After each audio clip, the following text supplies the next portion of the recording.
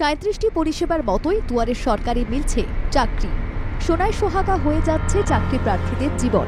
স্বপ্ন পূরণের ক্ষেত্রে বাংলার দুয়ারে সরকার অভিনব মডেল হয়ে উঠেছে।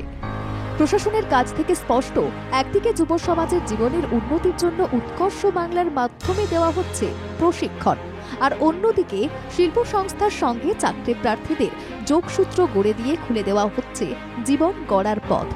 আরামবাগ মহকুমায় এই প্রথম এমপ্লয়মেন্ট ব্যাংকের মাধ্যমে দেওয়া হলো চাকরি। চাকরি প্রার্থীদের দুয়ারে নিয়োগপত্র তুলে দেওয়ার এই অভিনব ভাবনা সব পক্ষের কাছে বেশ সাড়া ফেলছে। প্রশিক্ষণ গ্রহণকারী 10 জনকে চাকরির জন্য বাছা হয়েছে।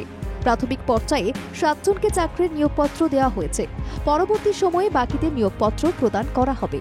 কর্মসংস্থানের স্বার্থে প্রশাসনিক মেলবন্ধন ঘটনার অভিনব ভাবনা সব মহলের মনে আশার আলো জাগাচ্ছে। আমার যে এমপ্লয়মেন্ট এক্সচেঞ্জ ডিপার্টমেন্ট আছে ওখান থেকে মানে কন্টিনিউয়াস বেসিসে জব ড্রাইভ চলছে। তো যে আনএমপ্লয়েড ইউথ আছে উনি ওখানে গিয়ে অ্যাপ্লাই করতে পারে, তারপরে ওনার ইন্টারভিউ হবে, আর ইন্টারভিউ কিছু লোকজন সিলেক্ট হবে, তারপরে ওনার ট্রেনিং হবে। আউট অফ টোটাল 10 জন সিলেক্ট হয়েছে, আর 7 জনকে আমি আজকেই অফার লেটার দেওয়া হয়েছে। যাদের প্রস্তাবপত্র দেওয়া হলো তারা বিভিন্ন সরকারি সংস্থায় কাজ পেলেন। রাজ্য সরকারের জেলা কর্মবিনিয়োগ কেন্দ্রের উদ্যোগে জব ড্রাইভ করা হয়েছিল।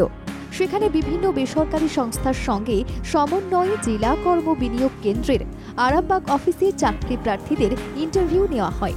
মহকুমা শাসক জানিয়েছেন, চাকরি প্রার্থীদের ইন্টারভিউ নেওয়ার পর তাদের মধ্যে থেকে কিছু জনকে নির্বাচিত করা হয়, তাদের ট্রেনিং দেওয়া হয়, তারপর তাদের প্রস্তাবপত্র দেওয়া হয়। সেইভাবে আরামবাগের 10 জন চাকরি প্রার্থীকে নির্বাচিত করা হয়েছে। ট্রেনিং দেওয়ার পর তাদের মধ্যে 7 জনকে এদিন প্রস্তাবপত্র দেওয়া হলো। চাকরির প্রস্তাবপত্র পেয়ে খুশি চাকরি প্রার্থীরা। আরামবাগ এমপ্লয়মেন্ট এক্সচেঞ্জ অফিসের মাধ্যমে একটা কর্মসংস্থানের ব্যবস্থা আমাদেরকে করে দিয়েছে, তার জন্য ওনাদের কাছে আমরা অত্যন্ত কৃতজ্ঞ। আর এটা হচ্ছে দুয়ারে সরকার প্রকল্পের মাধ্যমে এসডিও স্যারের হাত থেকে মানে আজকে আমরা এই অফার লেটারটা পেলাম, জয়েনিং অফার লেটার।